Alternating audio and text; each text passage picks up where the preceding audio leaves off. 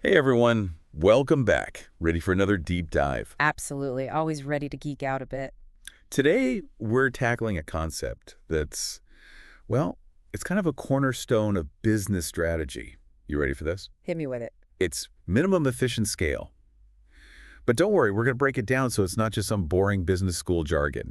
Yeah, because believe me, this stuff is anything but boring when you see how it plays out in the real world. Right. We've got a whole stack of articles and research here all about MES. And it's not just about what it is, but how understanding it can actually help you make well, some smarter choices, about growing your business or even your side hustle, maybe. That's the cool thing about this concept. It applies whether you're a massive corporation or just someone with a passion project they're trying to scale up.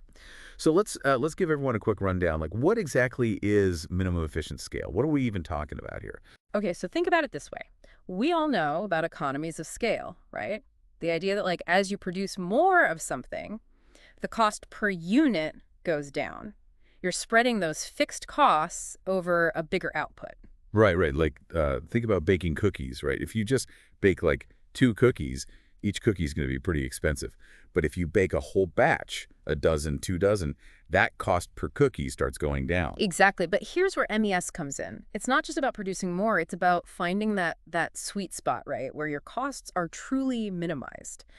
At a certain point, baking even more cookies doesn't actually make each cookie that much cheaper. You know what I mean? Yeah, you hit a point of diminishing returns. Like, you're not really saving that much more by baking like 500 cookies versus 400 cookies. Exactly. And that's where knowing your MES becomes super powerful. It helps you find that balance between efficiency and just not wasting resources. So you're telling me that like even giant companies, like they think about this stuff. This isn't just, theory. Oh, absolutely. In fact, some of the most fascinating examples of MES in action play out on a global scale. Like one of our sources talks about industries where the MES is so massive, so huge, that it actually makes sense to have just a few giant factories serving the entire world. Well, really? Like what kind of industry are we talking about? Think high-end semiconductors. The brains of our computers and smartphones. Those fabrication plants are so incredibly complex and expensive to build. The MES is just astronomical. Only a handful of companies like Intel and Samsung can even play in that game. So it's like only a few bakeries on the planet are equipped to make those like crazy multi-tiered wedding cakes, right? Yeah. Because the equipment and the skill involved are just like that specialized. Exactly. And while this kind of concentration can, potentially limit competition, it also drives some incredible innovation. These companies are constantly pushing the boundaries of what's technologically possible, all in pursuit of reaching that MES sweet It spot. makes you wonder what they'll come up with next, right? Right, but then you contrast that with an industry like PC manufacturing, where the MES is actually much lower.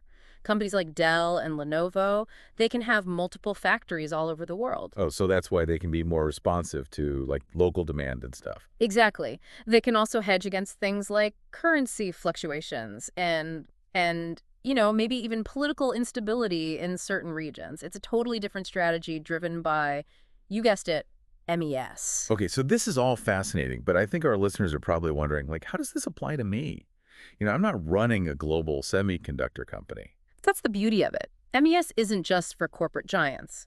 Think about a local bakery, right? Yeah. They're trying to decide if they should invest in a bigger oven to increase their output. Or a freelancer, like someone who maybe they do graphic design or writing.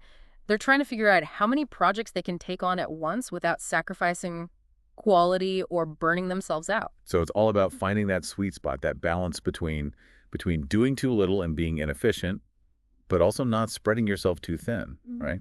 Exactly. And here's another layer to consider. Factors like, technology adoption or learning curves can actually impact your personal MES.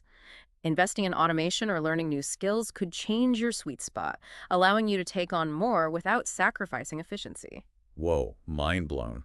So like the more you learn, the more efficient you become, and your MES actually changes. It can, yeah. Yep. And that's why it's so important to always be learning and adapting. So to wrap this all up, it seems like understanding minimum efficient scale, whether you're a CEO or a freelancer, can really empower you to make smarter choices about growth and investment. Couldn't have said it better myself. Hmm? But I do want to leave everyone with a final thought. Knowing what we now know about MES, think about this. What are the potential benefits and drawbacks of having, say, multiple smaller production facilities versus one massive one? What factors might tip the scales in your own context? Ooh, that's a good one. That's Oh. one to think about. All right, everyone. Thanks for joining us for another deep dive. We'll catch you next time. See you then.